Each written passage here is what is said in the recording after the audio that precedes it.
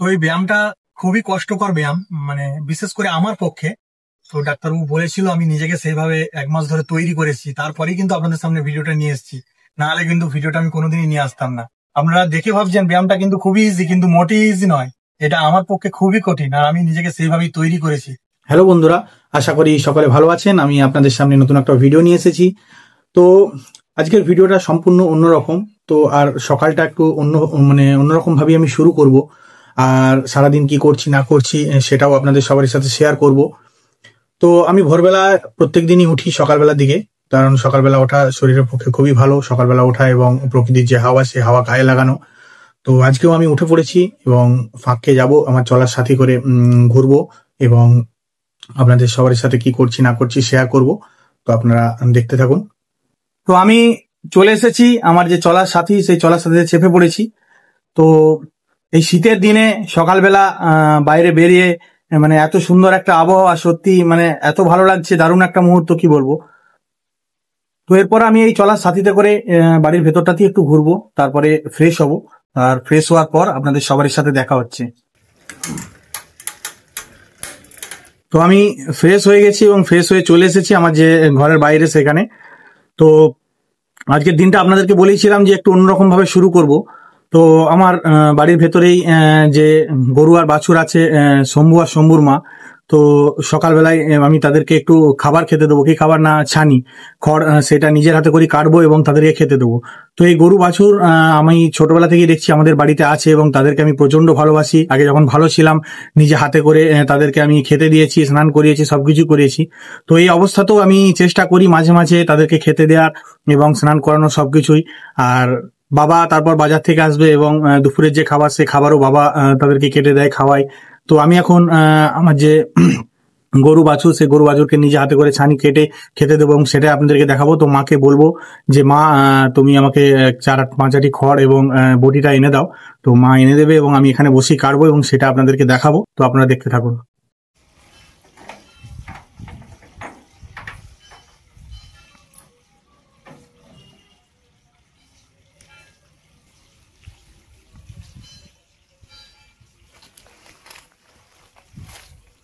তো মা খড়, বটিন আর যে জায়গা, সেই জায়গা দিয়ে দিয়েছে। তো আমি এখন এই খড়গুলো কাটবো এবং কেটে শম্ভু আর শম্ভুর মাকে খেতে দেবো। তো আপনারা সেটা দেখতে থাকুন।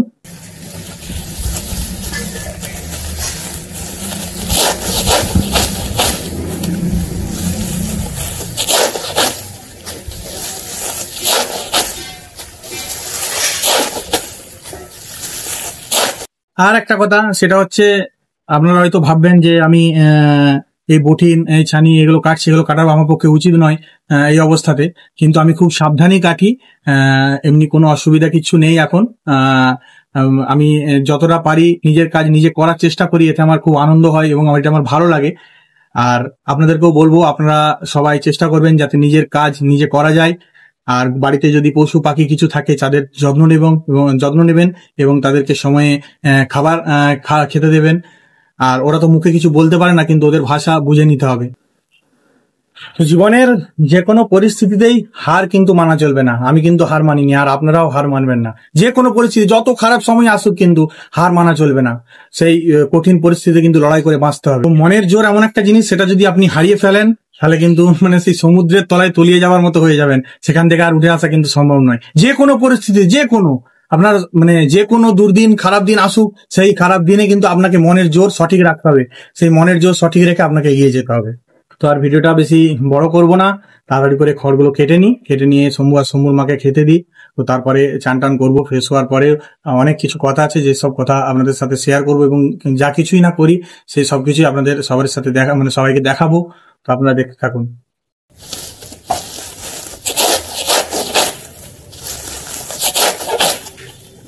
তো আমার খড় কাটা কমপ্লিট।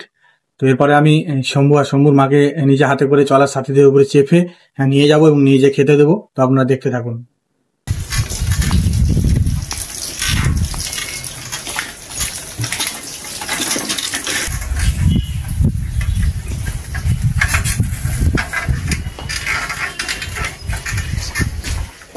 তো আমি চলে এসেছি শম্ভুর মায়ের কাছে।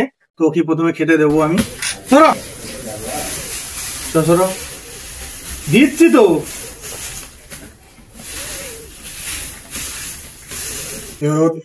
ছেলে শম্ভুর কাছে যাবো।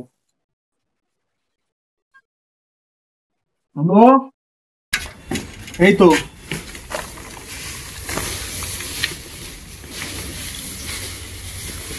এখন এইটুকুই ওরা খাক, তারপরে বাবা বাইরে থেকে খাবার নিয়ে আসবে এবং তারপর বাবা আবার ওদেরকে খেতে দেবে।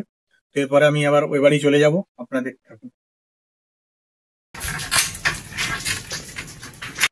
তো আমার শম্ভুর মাকে খেতে দেওয়া হয়ে গেছে। তো সত্যি সকালবেলা উঠে এই যে গরু বাছুরকে একটা খেতে দেওয়া, এ মানে মনের ভেতর থেকে একটা আলাদাই আনন্দ লাগে, মানে এত আনন্দ লাগে কি বলবো। তো এবার স্নান টান করবো, স্নান টান করে খাওয়া দাওয়া করবো। খাওয়া দাওয়ার পর আমি বারান্দাতে যাবো, বারান্দাতে গিয়ে কিছু জরুরি জিনিস আছে সেগুলো আপনাদের সবার সাথে শেয়ার করব, আপনারা দেখতে থাকুন। তো আমার স্নান হয়ে গেছে। তো স্নান করার পর মা মুড়ি দিয়েছে, আর মা নিজের হাতে ঘরে তেলা ভাজা তৈরি করে দিয়েছে। বাইরের তেলা ভাজা খাওয়ার থেকে বাড়িতে নিজের মায়ের হাতে তৈরি তেলা ভাজা খাওয়া সত্যি মানে খুবই ভালো।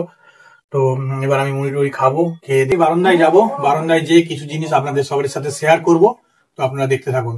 তো আমার খাওয়া দাওয়া হয়ে গেছে, এবার আমি বারান্দায় যাব, আপনারা দেখতে থাকুন।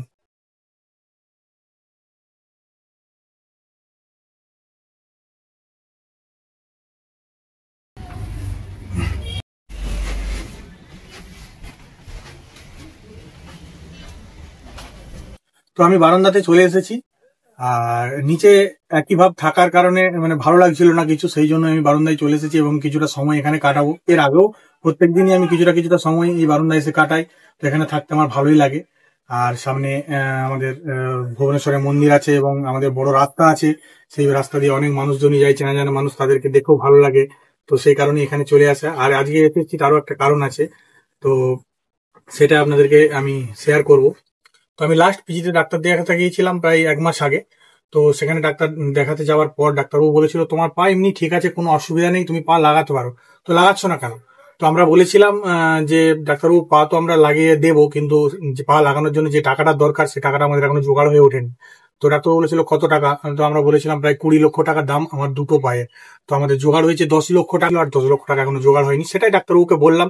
ডাক্তারবাবু বললো ঠিক আছে, কোনো অসুবিধা নেই, টাকা তোমরা জোগাড় করো। তো আমি একটা ব্যায়াম তোমাকে দেখিয়ে দিচ্ছি, সে ব্যায়ামটা যতদিন না তোমার টাকা জোগাড় হচ্ছে তুমি বাড়িতে আস্তে আস্তে করে প্র্যাকটিস করবে। ব্যায়ামটা খুবই রিস্কের ব্যায়াম, কিন্তু আস্তে আস্তে তোমাকে প্র্যাকটিস করতে হবে। তার কারণ হচ্ছে ওই ব্যায়ামটা তুমি প্র্যাকটিসটা করে রাখলে যখন তোমার পরে গিয়ে পা লাগানো হবে তখন তোমার অনেকটা সহজ হবে এবং নিজেকে তুমি অনেকটা ফিট মনে করবে এবং সেই নকল পাগুলো পরে তোমার হাঁটতে সুবিধা হবে। তো সেই ব্যায়ামটাই আমি আজকে আপনাদের সবার সাথে শেয়ার করবো। তো পিজিতে যখন ডাক্তার দেখাতে গিয়েছিলাম একটা ছোট প্রবলেম হয়েছিল পায়ে, যেটা নিয়ে আমি প্রচন্ড ভয় খেয়ে গিয়েছিলাম এবং আমার বাড়ির সবাইও ভয় খেয়ে গিয়েছিল। তো ডাক্তারবাবু বলেছিল কিছু প্রবলেম নয়, ওটা এমনি সচরাচর হয়েই থাকে, যাদের এরকম কন্ডিশন হয় তাদের হয়ে থাকে, তো ভয় খাওয়ার কিছু নেই। তো আমি এসে সেটা ঠিক হয়ে যাওয়ার পর তারপরে ডাক্তারবাবু যে ব্যায়ামটা দিয়েছিল সেই ব্যায়ামটা আস্তে আস্তে ট্রাই করেছি এবং নিজেকে সেইভাবে এই 1 মাস ধরে তৈরি করেছি যাতে করে আমি ব্যায়ামটা করতে পারি এবং পরে গিয়ে আমার কোনো অসুবিধা না হয়। তো সেই জন্যই আজকে ভিডিওটা আমি আপনাদের সামনে নিয়ে এসেছি। আমি নিজেকে সেভাবে তৈরি করে নিয়েছি এবং আপনাদের সামনে সেই ভিডিওটা আমি দেখাচ্ছি আপনাদেরকে, তো আপনারা দেখতে থাকুন।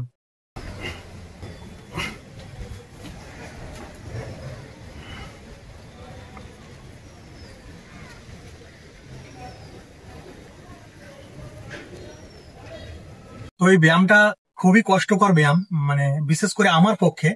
তো ডাক্তারবাবু বলেছিল, আমি নিজেকে সেইভাবে 1 মাস ধরে তৈরি করেছি, তারপরেই কিন্তু আপনাদের সামনে ভিডিওটা নিয়ে এসেছি, নাহলে কিন্তু ভিডিওটা আমি কোনোদিনই নিয়ে আসতাম না। আপনারা দেখে ভাবছেন ব্যায়ামটা কিন্তু খুবই ইজি, কিন্তু মোটেই ইজি নয়। এটা আমার পক্ষে খুবই কঠিন, আর আমি নিজেকে সেইভাবেই তৈরি করেছি। আর জীবনের যে কোনো পরিস্থিতি কিন্তু হার মানা মানে কোনো মতেই হার মানা চলবে না, আর আমিও হার মানিনি, আপনারাও হার মানবেন না। আর আপনারা দেখতে পাচ্ছেন আমি এই দুটো পায়ে এই অবস্থাতেও কিন্তু ভর দিয়ে দাঁড়িয়ে আছি, আর সেটা আমার শুধু প্র্যাকটিসের ফল। আমি প্রতিনিয়ত কিন্তু প্র্যাকটিস করে গেছি। আমার বাবা আমাকে সাপোর্ট করেছে, ধরেছে, এবং রঞ্জিত দা আমাকে সাপোর্ট করেছে, ধরেছে, এবং তারা সবাই মিলে আমাকে মানে সাপোর্ট দিয়ে আমি তবে এই জায়গায় দাঁড়িয়েছি এবং আপনাদের সামনে ভিডিওটা আমি করছি। আর আপনাদের আশীর্বাদ, সবারই আশীর্বাদ, আপনাদের আশীর্বাদে আজকে আমি এই জায়গায় আছি এবং এই ভিডিওটা করতে পারছি এবং এত সুন্দরভাবে এই অবস্থাতেও আমি দাঁড়িয়ে দাঁড়িয়ে কথা বলতে পারছি। আপনারা এইভাবেই আমার পাশে থাকবেন, আমাকে সাপোর্ট করবেন, আর এই ব্যায়ামটা দেখে আপনারা জানাবেন যে কেমন হয়েছে, পারফেক্ট হয়েছে কিনা। তো আজকের এই আমার ভিডিওটা কেমন লাগলো অবশ্যই সেটা কমেন্টের মাধ্যমে জানাবেন। আর লাস্ট যেটা আমি দেখালাম আপনাদেরকে সেটা অবশ্যই কেমন হলো জানাবেন কমেন্টের মাধ্যমে। আর এইভাবেই আমার পাশে থাকবেন, আমাকে সাপোর্ট করবেন, আর আপনারা আমাকে সাপোর্ট আর আশীর্বাদ যদি করেন আমি আরো নতুন নতুন ভিডিও নিয়ে আসতে পারবো এবং জীবনের পথে এগিয়ে যেতে পারবো। তো এখনকার মতো এইটুকুই, দেখা হচ্ছে পরের ভিডিওতে।